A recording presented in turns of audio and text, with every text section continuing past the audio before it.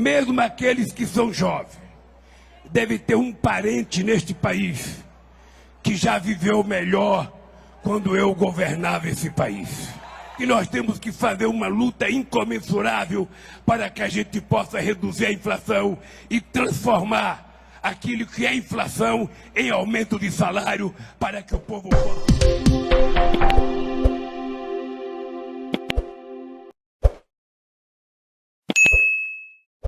Olá, minhas amigas e meus amigos. Momento do nosso encontro, melhor momento do dia, né? Para muitos. E para outros foi a Avenida Paulista, para outros, quem sabe, o Pacaembu, né? Mas esse é um belo momento de terminar o dia conversando com vocês. E dá uma tristeza pensar que há 28 anos, num 1º de maio, o Brasil perdeu seu tricampeão, um dos tricampeões de Fórmula 1, Ayrton Senna, no acidente em plena corrida. O outro campeão está aí, somos quase vizinhos, o Nelson Piquet, tricampeão também. Bom, vamos aos assuntos de hoje. Não esqueça de se inscrever e, ao final, de deixar o seu gostei ou não gostei.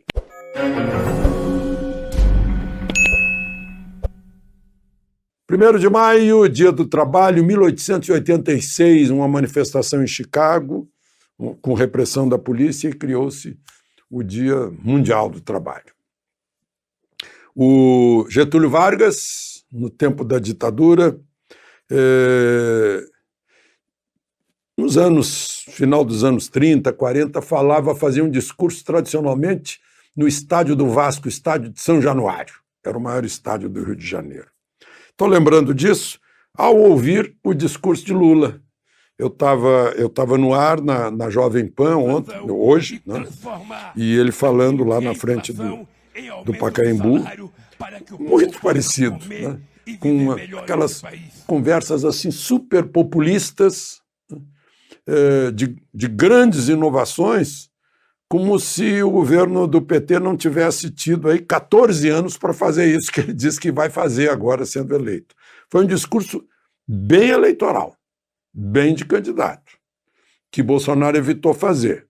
Bolsonaro saiu a pé do Palácio do Planalto, caminhou aí uns 600 metros, no total caminhou mais de 1 quilômetro, cumprimentou as pessoas que estavam se manifestando na esplanada, mas não subiu ao carro de som e não fez discurso, certamente para evitar a acusação de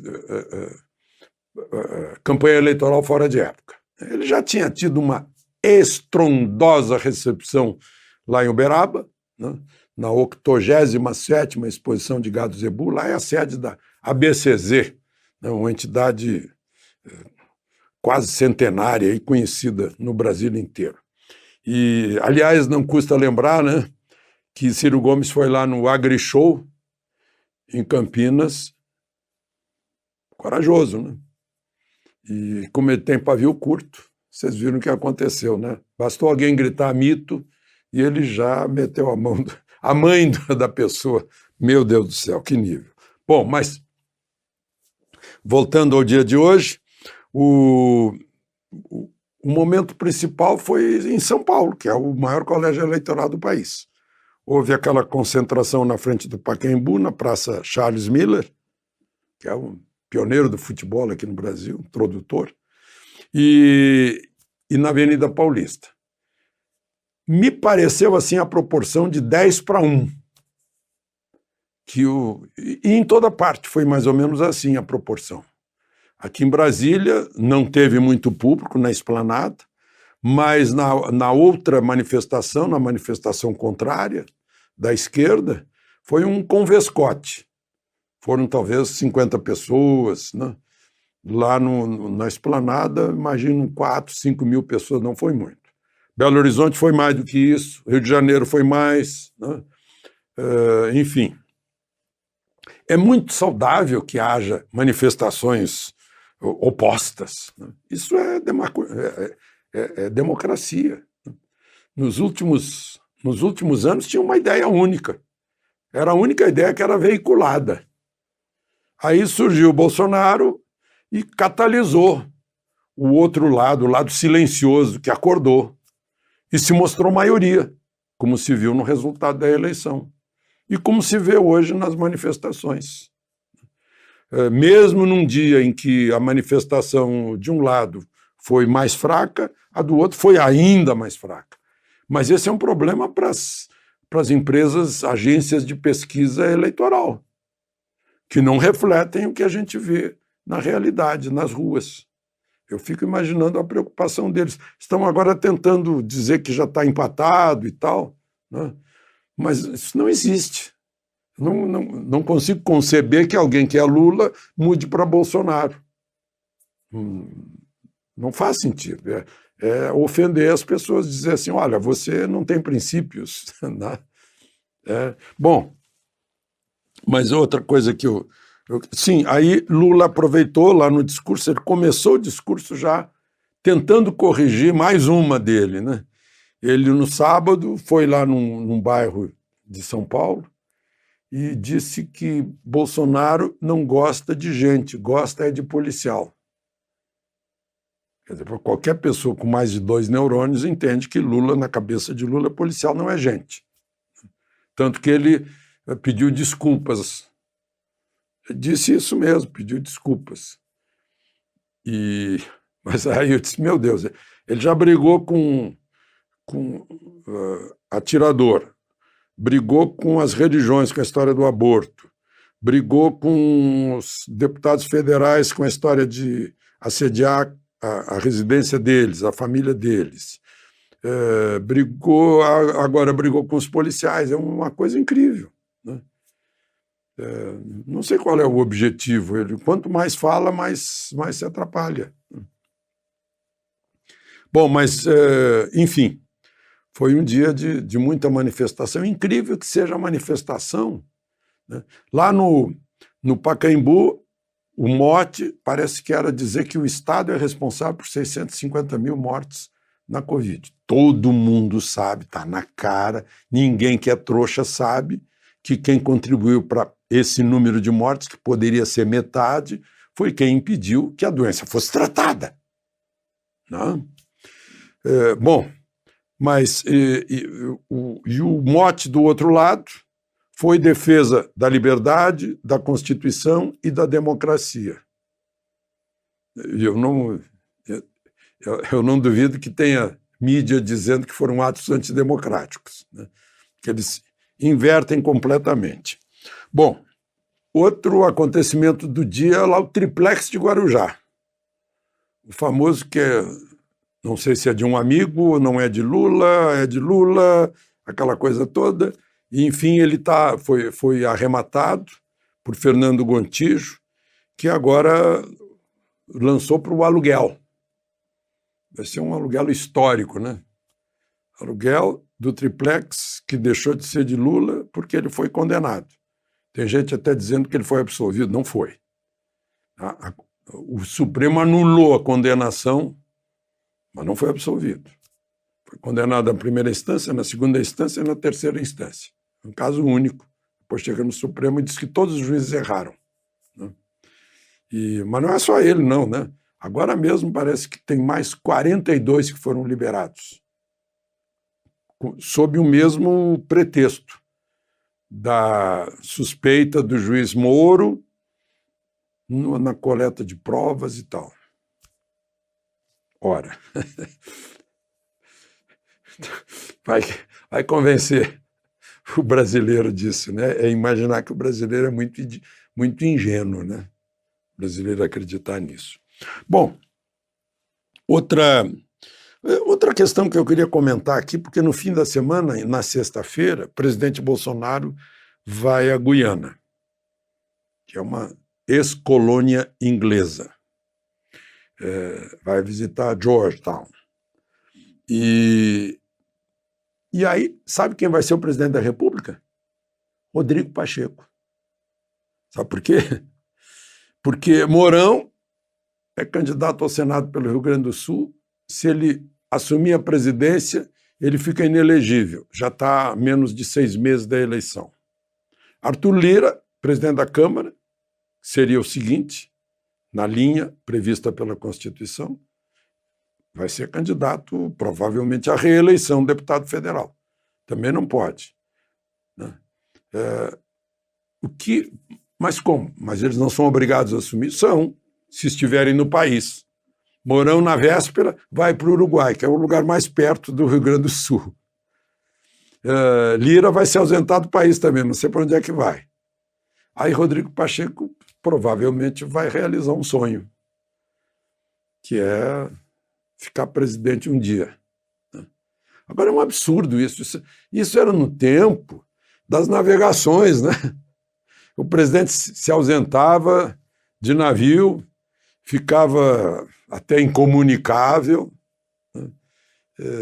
Imagina o imperador indo para a Europa e a princesa Isabel assumindo, como aconteceu, Europa, Estados Unidos. Se não me engano, 3 vezes assumiu a princesa Isabel. E não eram fáceis as comunicações, já havia telégrafo, né? Mas hoje não. Hoje o presidente está dando ordens ali no celular, ainda mais estando aqui na vizinhança. É uma coisa da Constituição que tem que mudar. Os americanos não têm disso, não. O presidente americano viaja e continua sendo presidente, mesmo porque fica uma coisa completamente ilógica. Vai o presidente Bolsonaro conversar com Putin.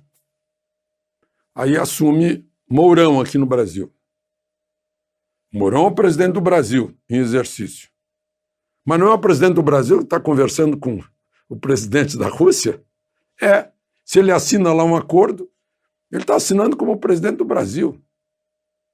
Mas tem 2 presidentes, então? E tem outro presidente do mesmo dia que está assinando aqui um decreto, uma medida provisória, ou sancionando uma lei.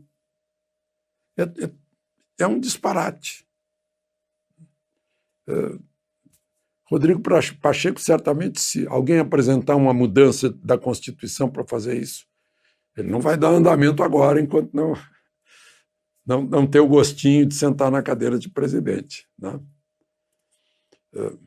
O problema é que, se ele levantar da cadeira dele no Senado, alguém pode pegar aqueles requerimentos todos de impeachment de ministro do Supremo e mandar o Senado votar. De Brasília, Alexandre Garcia.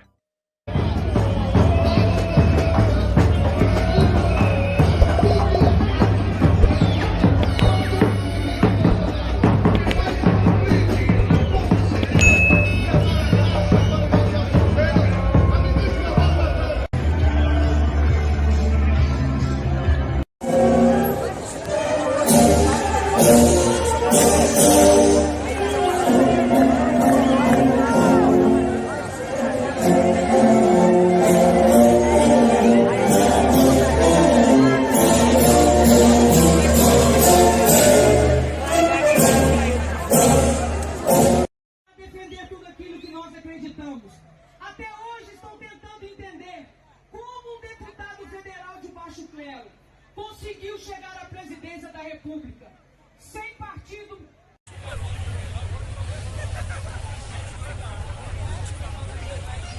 Bolsonaro.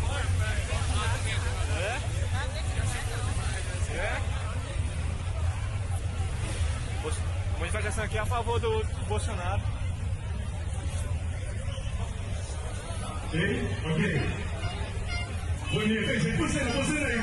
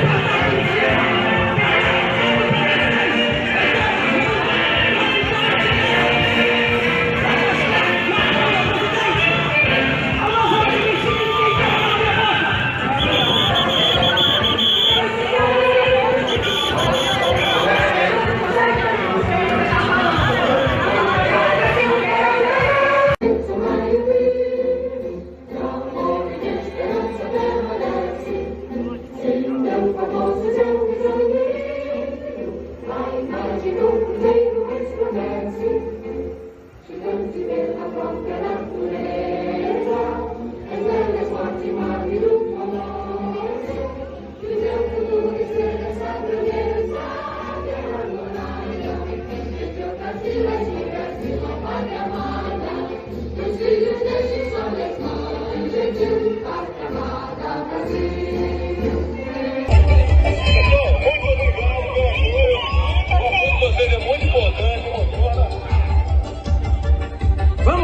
Santificado seja o vosso nome, venha a nós o vosso reino, seja feita a vossa vontade, assim na terra como no céu. O pão nosso de cada dia nos dai hoje, perdoai as nossas ofensas, assim como nós perdoamos aquele que nos tem ofendido. Não nos deixeis cair em tentação, mas nos livrai de todo mal. Amém. Pastor, com o senhor. Chama-se Jair Messias Bolsonaro! O melhor presidente que o Brasil já teve. Eles dizem que Bolsonaro... Por favor, pode baixar um pouquinho a música, motorista. Eles dizem que Bolsonaro é